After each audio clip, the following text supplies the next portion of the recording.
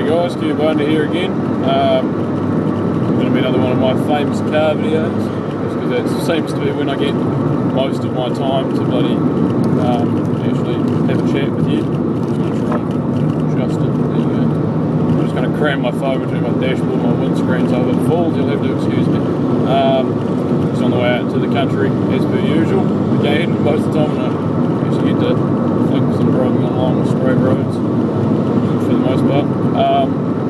Yeah, so this is going to be just another quick one again.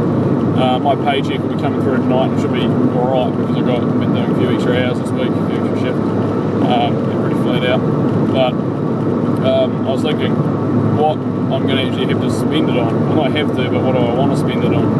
Because still with the whole sort of US potentially failing to fulfill their debt repayment commitments, I still don't know exactly what's going to happen, which makes me think, what are going to be the things that affect me the most, or the normalcy of my sort of life and how everything works. That's sort of the reason why I prepare for stuff anyway, because I want to be able to, I like how I do things at the moment, and I want to keep that as normal as possible. Fucking dickhead, you can't overtake there. As normal as possible, like as the least interruption to my normal routine as possible. That's the whole idea. So I like being able to eat 3 meals a day and a few snacks. I like being able to shoot stuff occasionally, drive my car to get places, or go to work. I can walk or bike, I'm not too worried with that either. But it's, if I want to go somewhere long distance and I want to carry some shit, I need fuel. Fuel's going to be one of the big ones, because we don't really produce a whole lot of fuel here in New Zealand. It's just about all imported from overseas.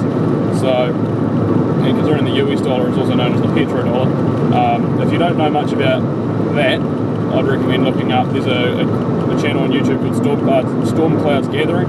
I'm subscribed to them. Go through my subscription list. Look for them. That guy has a lot of really, really good, highly insightful videos. Definitely check that out.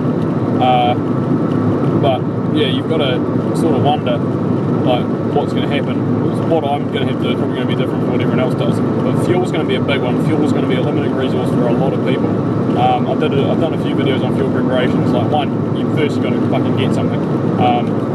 2, work out not on a per litre base. Don't go, I'm going to aim for 100 litres or like 100 gallons or whatever, or 50 gallons, I don't know. Don't put a number on it like that.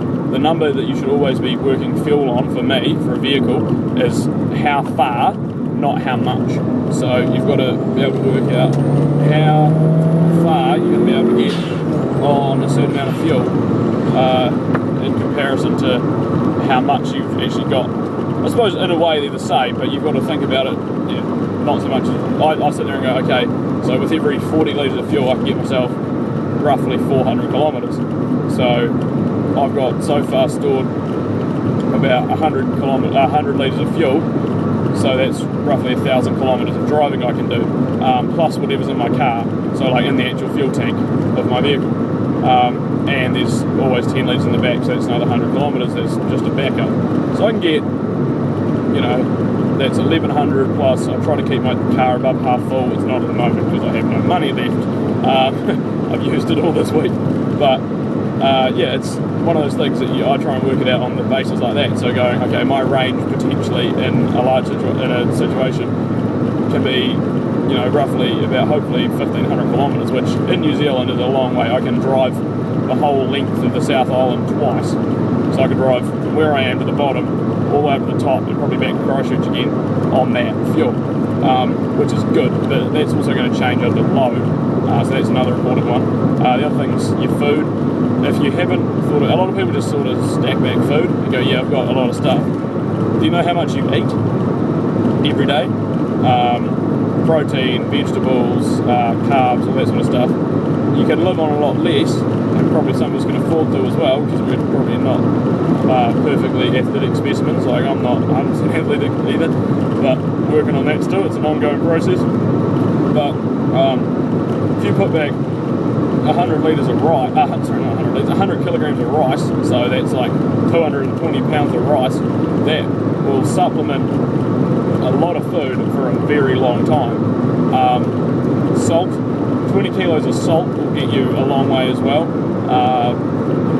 And then you've got to worry about food, like I'll be storing proteins last out of everything. I'll be looking at carbs and grains and things like that first, and then I could easily live on a diet for quite a while of rice and pasta as long as it's slightly exciting. So then you've got to look at things like spices, herbs, anything flavouring, and sweet stuff. I don't have a massive sweet tooth, but I do like, especially if I'm doing a lot of hard work or whatever, a little bit of chocolate definitely helps, something like that. People go, you don't need it. Yeah, you're right, you don't. But if you're in a high stress situation, those little creature comforts are going to be what keeps you in a decent mindset.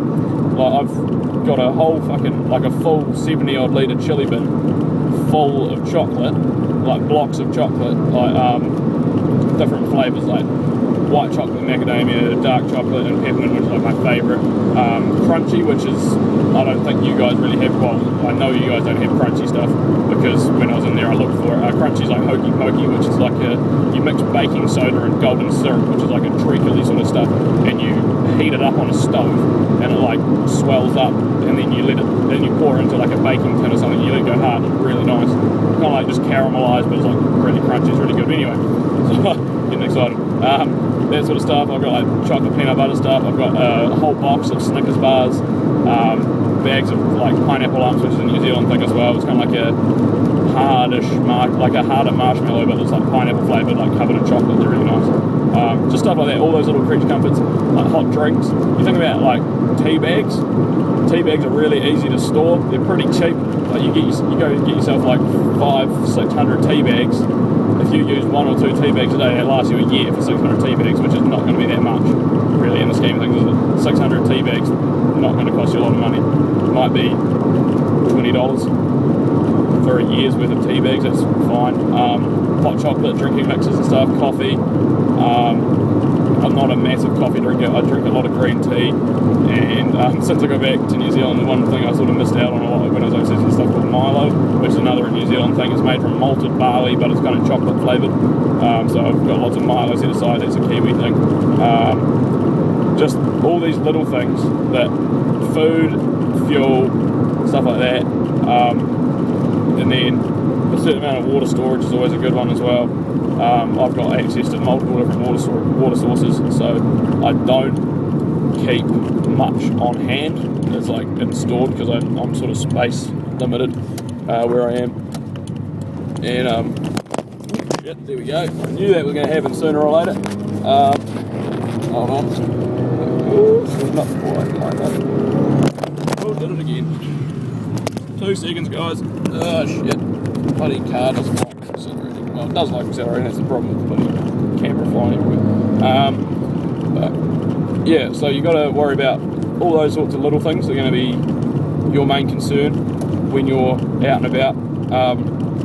Like the things, yeah, need the basics. The other thing is like stuff like laundry powder. It doesn't seem like a big one, but if you think about it, if you want to continue with your sort of general everyday plans of going to work and whatever, you want to be respectable to go to your job to get your money, you're going to need something to wash your bloody clothes in, aren't you? Now, it's the little things like that that people don't often think about. Where am I parking? It's pretty wet at the moment, and this is not a four-wheel drive. I don't know if I want to park on the grass like usual. Front-wheel drive as well, high power, so it likes to spin the wheels. I'll just nurse it on there. Got archery later, so I can't get stuck.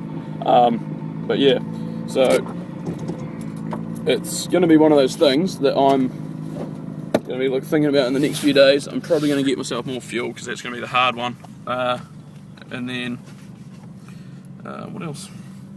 Fuel, pretty alright for food. I might get a couple more like bags of rice, like a 10 kilo bag of rice. It's like 22 pounds here. 22 pound bag of rice is like $20 at most, and I get staff discounts because I get shit from the supermarket I work at and the butchery. But so there's ways like things like that that get you around, probably help out a bit. I just got out of the wops now. I'll take that in. But firearms, ammunition, I might do an ammo run. I would love another slab of 12 gauge, number 4, maybe some more buckshot or some slugs. I'm actually running pretty low on slugs, but it's just one of those things you got to sort of work out exactly what you're doing. You got to prioritise things, work out. Well, I've got, I don't even have my M14 anymore, and I've still got a whole shit ton of ammunition for it. So, because I said to a few of my mates, they're like, oh, I can't find any 308 around. And I'm like, well, fuck, if you really need something, I could probably sell you a bit. But I'm kind of keen to hang on to it at the same time, because that might make things a bit cheap. For me anyway. Yeah, it's been pretty wet out here the last few days. It's supposed to be spring, but it's cold. We've got a big southerly front coming through, which is not helping with anything. It snowed last night, but it was too wet for it to settle. And then got the good wood pile going. Yeah, but all in all, I think I'm doing alright for the moment. I'm just sort of starting to get a little bit worried, because it's probably the closest in quite a while. Well, since I've been alive, I'm only 22, but closest in quite a while. Closest since I've been alive, really, that I can remember, of the US being this close to shitting itself. And it can be a potential hassle. Well, it will be a fucking big problem actually. But hopefully this gives you guys a bit of thought as to the mentality of what I'm doing. But keep on getting your stuff ready, and you never know, you might need it sooner rather than later. Cheers.